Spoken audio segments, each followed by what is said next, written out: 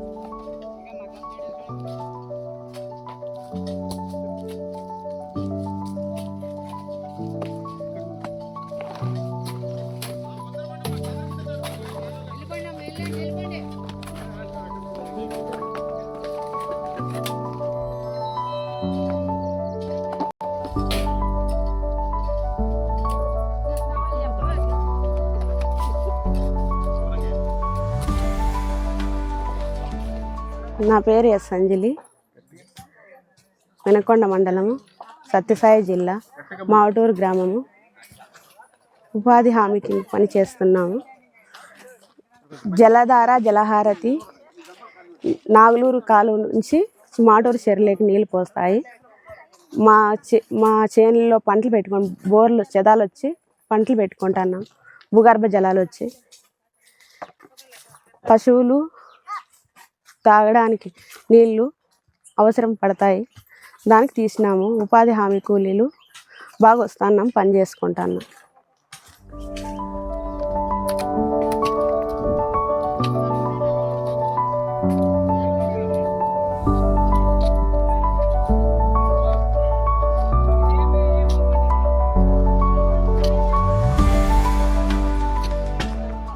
అందరికీ నమస్కారం. మాది పెనుగొండ మండలం మావటూరు గ్రామం.